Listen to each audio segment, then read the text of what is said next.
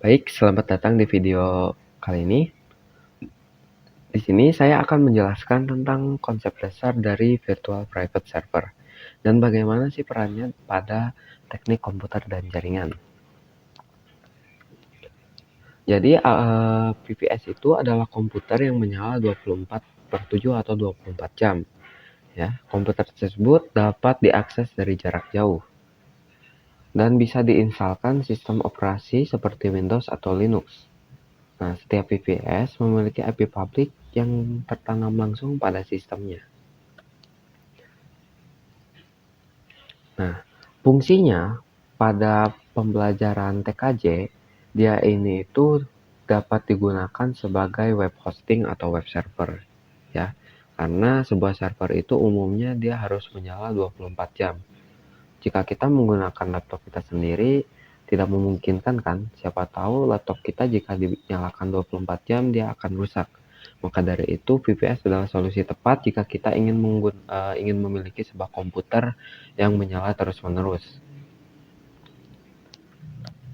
Nah, kenapa kita harus memilih VPS gitu kan dibanding virtual machine? Atau virtual machine tuh kayak server lokal yang kita bikin sendiri di laptop kita. Alasan yang pertama itu adalah lokasi dan infrastrukturnya. VPS di data center dengan itu memiliki koneksi yang stabil dan uptime yang tinggi. Beda dengan virtual machine di laptop yang kita buat ya. Kalau virtual machine di laptop yang kita buat itu internetnya sangat terbatas. Ya, ditambah dia itu jaringannya up to, kadang memiliki gangguan juga kan. Ya. Lalu yang kedua adalah sumber daya dan skalabilitasnya nih. Jadi VPS itu memiliki sumber daya khusus yang dapat disesuaikan dengan kebutuhan kita. Ya, beda dengan virtual machine yang kita bikin sendiri. Kalau virtual machine yang kita bikin sendiri itu harus sangat bergantung pada device yang kita miliki. Jika device kita hanya maksimal 2 GB RAM ya, maka kita tidak bisa menambahkan RAM-nya lagi, kecuali kita mengupgrade gitu. Beda dengan VPS, kita tinggal pilih saja mau yang berapa GB RAM, mau yang menggunakan CPU seperti apa, penyimpanannya berapa, kita bisa tentukan. Lalu alasan yang ketiga adalah akses dan keamanan jaringannya. Nah, server atau virtual private server dapat diakses dari mana saja melalui internet, ya karena VPS ini memiliki IP publik. Meskipun kalian menggunakan paket data, tetap saja kalian tetap bisa mengaksesnya.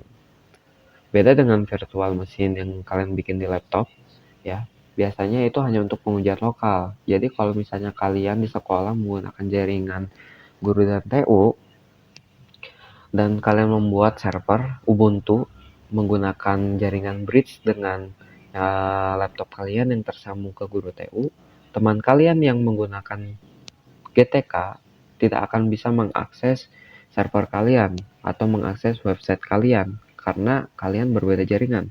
Berbeda dengan IP public dari si VPS tersebut. IP public VPS tersebut dapat diakses dari berbagai jaringan manapun. Lalu yang keempat itu dari biaya dan pengelolaannya. VPS itu berbayar, tapi dia itu tidak perlu dikelola hardware fisiknya oleh kita, ya. Berbeda dengan virtual machine yang kita buat, dia ini harus kita atur si perangkat kerasnya atau hardware kita, ya. Kita harus melakukan maintenance, ya, supaya tidak overheat. Terus listrik ya, kita harus memastikan listriknya stabil supaya tidak ada konslet. Nah, jadi pada kesimpulannya, untuk tujuan penggunaan, VPS itu ideal untuk hosting website, aplikasi online, server game, atau layanan yang harus selalu online. Ya, nah kalau misalnya kalian untuk belajar aja, untuk pengembangan, untuk simulasi atau testing-testing, ya virtual machine yang kalian buat di laptop itu sudah sangat cukup. Nah, setelah kita memiliki VPS, kita akan menginstalkan AppPanel nantinya. Apa sih AppPanel itu? AppPanel itu adalah control panel, sama seperti Winbox. Winbox itu software yang mengatur router ya atau konfigurasi router. Ingin DHCP, ingin NAT mengatur filter rules kan, ya sama seperti aPanel. aPanel ini dia ini sama-sama GUI gitu. Jadi aPanel ini dapat deploy atau mengupload sebuah website ya tanpa perlu memikirkan konfigurasi yang rumit pada CLI. Jadi sangat memudahkan kita untuk instalasi web server ya, PHP, database, SSL, lalu kita bisa menginstalkan WordPress juga secara mudah. Analoginya itu seperti kita memiliki sebuah mobil. Mesinnya itu adalah sebuah Linux. Nah, aPanel itu adalah sebuah dashboard dan speedometer biar bisa kita kontrol mobilnya tanpa harus membuka mesinnya atau membuka kap mesin. Contohnya kita ingin melihat bensin kita. Nah, kalau dari dalam mobil kita bisa lihat dashboardnya. Kalau misalnya aPanel, kita ingin melihat penggunaan RAM-nya itu berapa megabyte. Ya, kita tinggal lihat aja dari aPanel, tidak perlu masuk ke dalam server CLI-nya. Nah, lalu kita akan mengisahkan WordPress ini nantinya. Nah, WordPress itu kan seperti yang kalian tahu itu adalah sebuah software untuk mengelola website atau membuat website. Ya, WordPress itu sama halnya kayak Canva. Kalau Canva kan dia digunakan untuk membuat sebuah PowerPoint. Tapi kalau WordPress ini dia itu diperuntukkan untuk membuat sebuah website gitu. Sama-sama aja ngedesain, cuman beda penempatannya aja. WordPress itu cocok untuk kalian yang ingin membuat blogger atau artikel, lalu company profile, toko online, dan portofolio. Nah, sistem WordPress ini itu dijalankan di atas web server dan database. Ya, bahasa pemrograman yang membangun WordPress ini adalah PHP. Analoginya itu seperti perabot atau dekorasi pada rumah ya. Dengan adanya perabot dan dekorasi pada rumah, maka rumah kita ini memiliki fungsi ya siap huni gitu. Untuk alur kerjanya akan saya tunjukkan di sini. Jadi user itu kita analogikan adalah teman kalian. Teman kalian ini ingin men-searching sebuah website yang sudah kalian buat di VPS kalian. Maka user akan mengirimkan request tersebut ke browser seperti Chrome.